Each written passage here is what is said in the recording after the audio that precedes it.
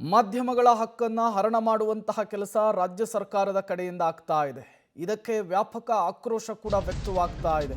ಇದೇ ವಿಚಾರಕ್ಕೆ ಬಿಜೆಪಿ ನಾಯಕರುಗಳು ಕೂಡ ಕೆರಳಿ ಕೆಂಡವಾಗಿದ್ದಾರೆ.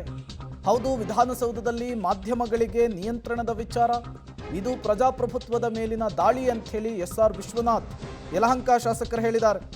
ಮಾಧ್ಯಮದವರಿಗೆ ಯಾಕೆ ಕಡಿವಾಣ ಹಾಕಬೇಕು? ಇದನ್ನ ನೋಡಿದ್ರೆ ರಾಜ್ಯದಲ್ಲಿ ತುರ್ತು ಪರಿಸ್ಥಿತಿ ನೆನಪಾಗ್ತಾ ಇದೆ. ಸರ್ಕಾರ ಸುತ್ತೋಲೆಯನ್ನ ಕೂಡಲೇ ವಾಪಸ್ ಪಡೆಯಬೇಕು ಅಂತ ಹೇಳಿ ಆಗ್ರಹಿಸಿದ್ದಾರೆ.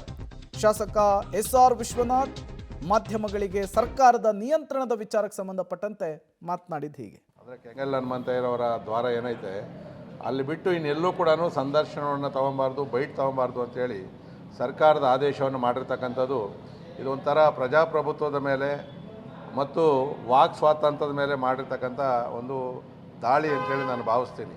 ಭಾಷಣ ಮಾಡಬೇಕಾದ್ರೆ ಇದು ಪತ್ರಿಕಾ ಮಾಧ್ಯಮ ಸಂವಿಧಾನದ 4ನೇ ಅಂಗ ಇವೆಲ್ಲವನ್ನು ಕೂಡ ನಾವು ಬಾಯಲ್ಲಿ ಹೇಳ್ತಾ ಇದ್ದೀವಿ. ಆದರೆ ಇವತ್ತು ಇದನ್ನು ನೋಡಿದ್ರೆ ತುರ್ತು ಪರಿಸ್ಥಿತಿ ಜ್ಞಾಪಕ ಬರ್ತಾ ಇದೆ. ಅವತ್ತು ಮಾಧ್ಯಮಗಳನ್ನು ಕಡಿವಾಣ ಆಗ್ತಕ್ಕಂಥದ್ದು ಮತ್ತು ಸುದ್ದಿಗಳನ್ನು ಬಿತ್ತರಿಸ್ತಕ್ಕಂಥದ್ದನ್ನು ನಿಲ್ಲಿಸ್ತಕ್ಕಂಥದ್ದು ಇದೆಲ್ಲ ಕೂಡ ಕಾಂಗ್ರೆಸ್ ಸರ್ಕಾರ ಹಿಂದೆ ಮಾಡಿತ್ತು ತುರ್ತು ಪರಿಸ್ಥಿತಿಯಲ್ಲಿ.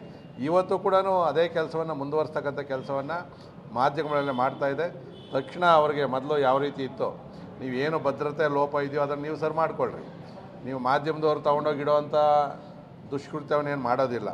ಯಾರೋ ಒಬ್ಬ ವ್ಯಕ್ತಿ ಬ್ಯಾಗ್ ಇಟ್ಟ ಅಂಥೇಳಿ 2 ದಿನ ಆದಮೇಲೆ ಅವ್ನು ಬ್ಯಾಗ್ ಹುಡ್ಕೊಂಬರ್ತಾನೆ ಅಂತ ಹೇಳಿದ್ರೆ ಅದ್ರ ಹಿನ್ನೆಲೆ ಅಂತಕ್ಕಂಥದ್ದು ಪೊಲೀಸರು ತನಿಖೆ ಮಾಡಲಿ. ಅದನ್ನು ಬಿಟ್ಟು ಇವತ್ತು ಮಾಧ್ಯಮದವ್ರು ಒಳಗಡೆ ಬರಬಾರ್ದು ಅಂತ ಹೇಳಿದ್ರೆ ಇದೊಂದು ರೀತಿ ವಾಕ್ ಸ್ವಾತಂತ್ರ್ಯದ ಮೇಲೆ ಮಾಡಿದಂಥ ಒಂದು ದಾಳಿ ಅಂತಕ್ಕಂಥದ್ದು ಭಾವಿಸ್ತೀನಿ. ನಾನು ಒಬ್ಬ ಶಾಸಕನಾಗಿ